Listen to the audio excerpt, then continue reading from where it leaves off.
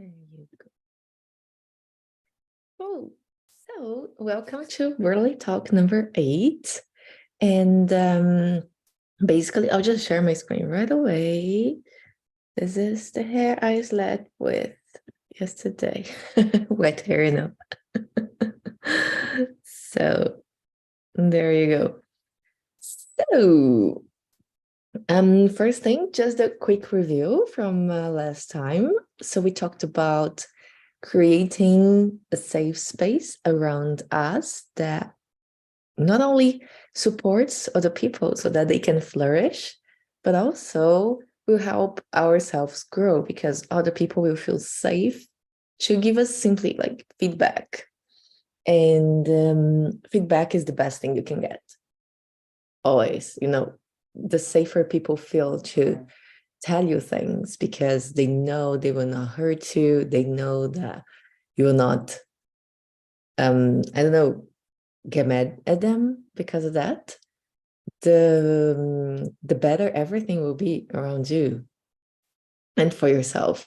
And you know what to take, what not to take, where to improve, where you're doing great, and so on.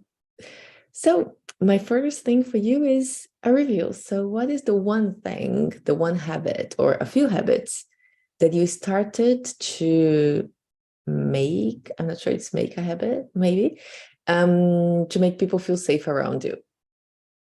The habits you started to make people feel safe. That's what I meant. So for me, I can tell you, it wasn't last week, it was a little while ago. But the one thing that I've been doing is I simply respond without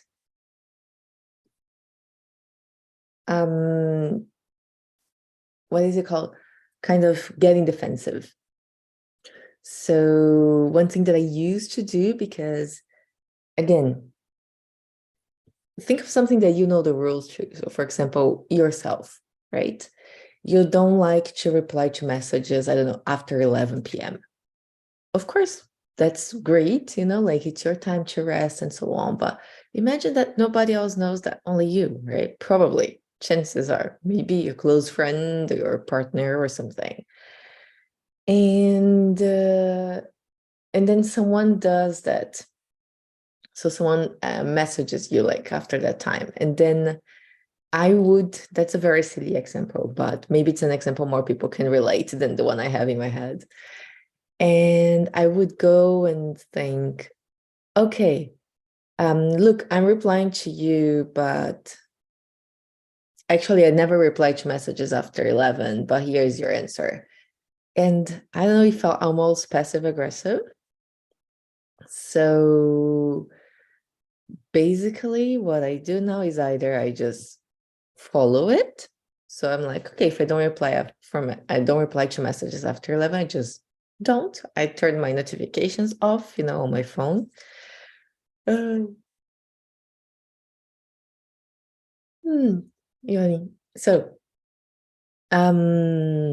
we just came back from like daylight saving, so I had one fewer hour to sleep and I'm feeling it. Anyway, so this is one thing that I used to do. I used to bring people's attention to the rules, when I replied to them. And well, that's not very nice. That doesn't make people feel very safe because they may want to say something or ask something, but they will feel like, oh, if I ask, she's gonna do something like that. So I basically deleted this kind of behavior of my personality. I don't do that anymore.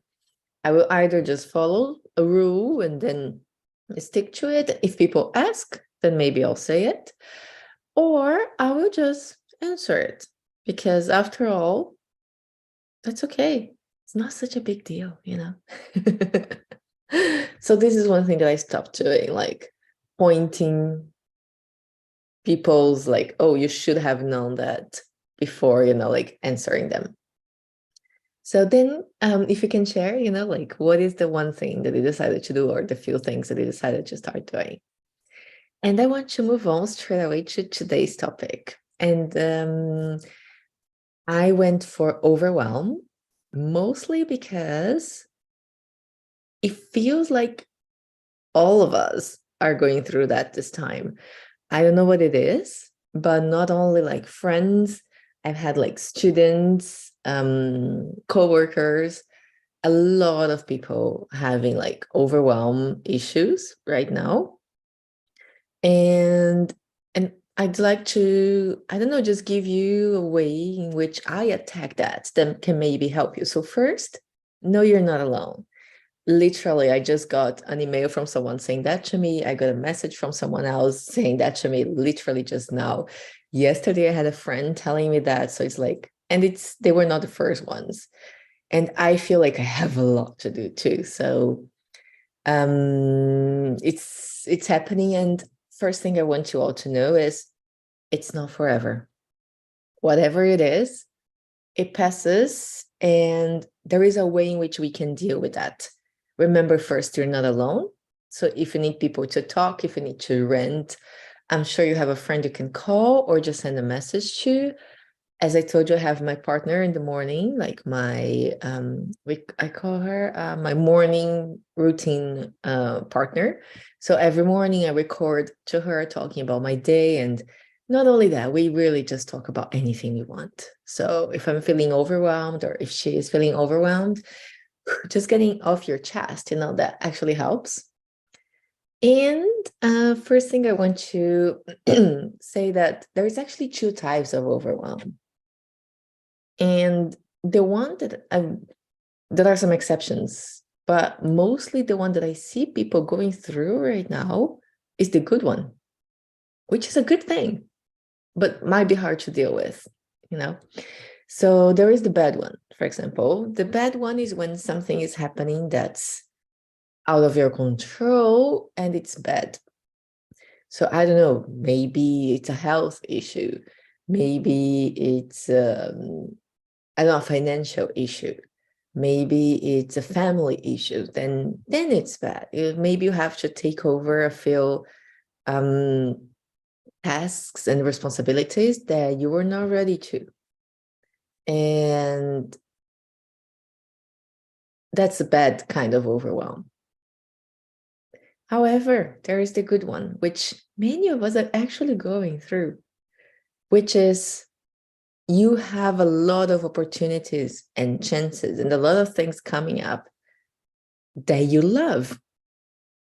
But there are so many, and we have the little FOMO at times that it feels like we can never keep up and we want to do everything, And if you have the energy to do it, go for it. But sometimes it feels too much. And I'm going to talk, I think actually both can be dealt with in a similar way, but I'm mostly talking about the second one, the good kind of overwhelm. And first, the signs. What does it feel like? So first thing, it feels like, for me, I can't really organize my thoughts. And when I try to do one thing, another thing pulls my attention. So I'm trying to reply to an email, and then I realize, oh, I also have to create this poster on Canva. Oh, I have to post this one on Instagram. Oh, I haven't replied to that email. So it feels like I can't focus. So then I know, okay, there is a lot going on because I can't focus on one thing. So this is one sign. And then, okay, how to attack it? Let's go straight to it. So that's my plan of attack.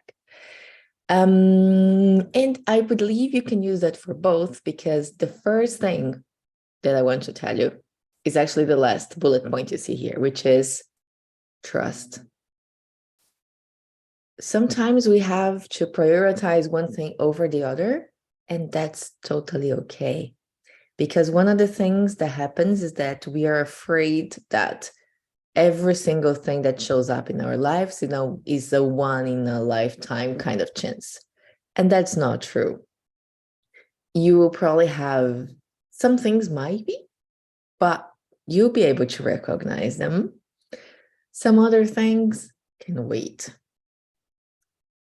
You gotta trust your own gut, your own instincts, and your own feelings when deciding, is it a once in a lifetime kind of thing or not? And even if it is, what does it feel like? Do I want to do it now? Or I wanted to have the chance, but now that I have the chance, it doesn't speak to me anymore. So what is it? But most of the time, I'll say it's not. Because for me, at least, it's like, okay, I have a business, so I have emails to reply to. I have the accountancy part to do. I have like the taxes to fill. I have the emails to reply. Maybe I said that before. Yeah, I'm a little in the overwhelm part. I have shows to go to, and I have this and I have that. So there's a lot of things going on. And I'm like, there will always be shows. The accountants part, I'm learning that. So it might feel a bit overwhelming right now, but I'll do that every single year. Eventually catch it.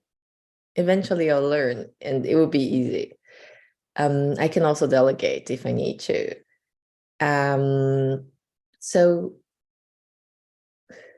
when you sit with it, even if it's something that you didn't choose, so something that's the bad overwhelm, other things can wait.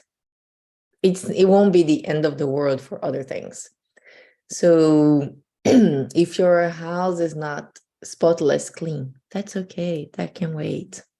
If you can't now, you have something and you can't go out to all the things you wanted to go to.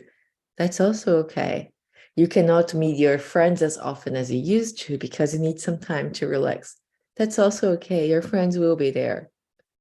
So my best friend doesn't even live here. My best friend lives in another country.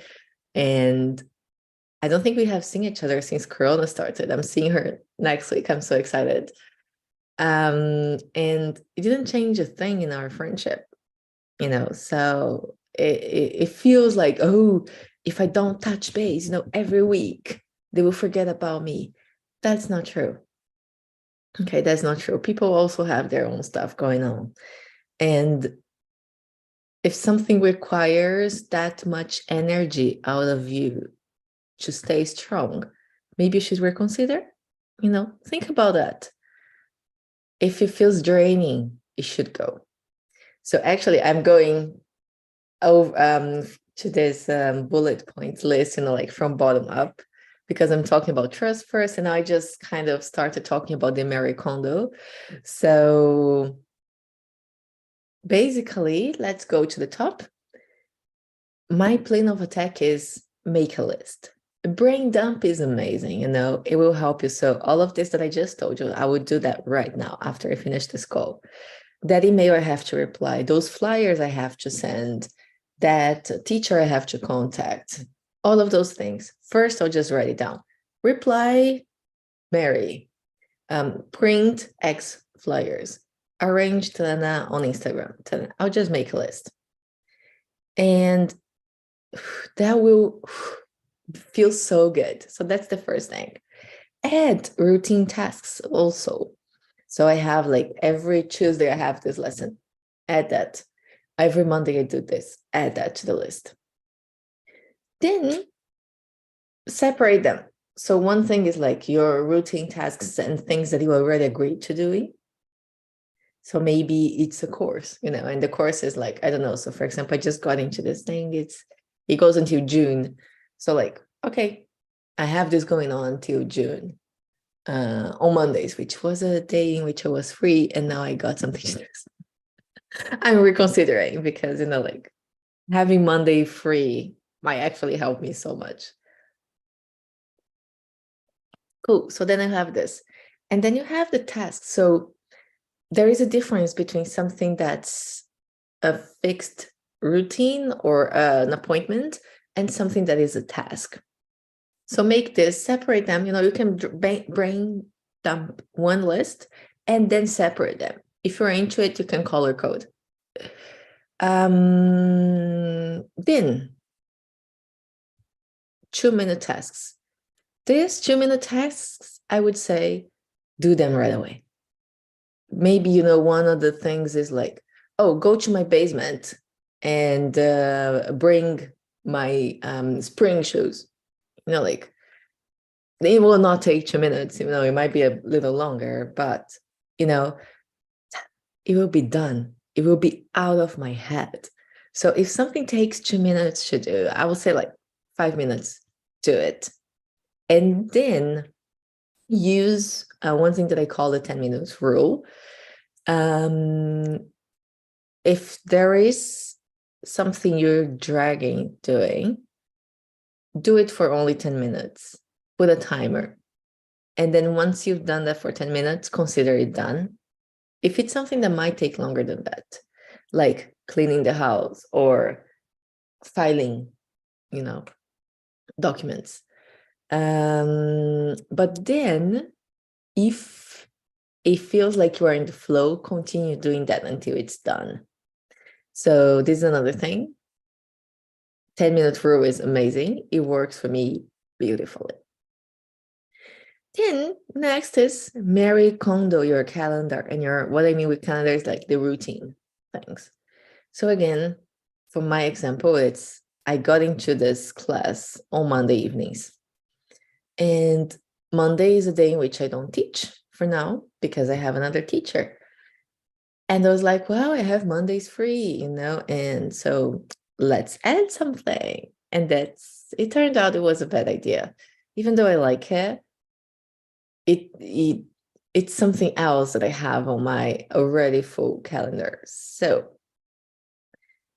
what I mean with Marie Kondo, if you don't know Marie Kondo is the creator of the method in which if something doesn't bring you joy, it should go. And that's where that energy kind of thing comes into place. When you look at a task, what is the first thing that happens? Does it bring you energy and joy, or does it drain you? And then, of course, you have decisions to make. If it's something that brings you joy, probably want to keep it. If it's something that mostly brings you joy, but recently it hasn't, why? What is happening there? Why did it become a burden? Is it because other things are staying on the way? Or maybe you just, changed. Remember, that's okay. We're always changing. If something drains you, then some options.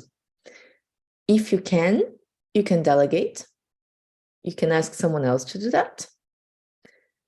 If you can afford, maybe have someone to help you. Depending on where you are, you can definitely get someone like an assistant online that can help you with those things. If it's something that you cannot get rid of, maybe you want to do the frog method, which is do that first thing in the morning for a little. That's what I'm doing with the filing documents kind of thing, which is something I don't really enjoy doing.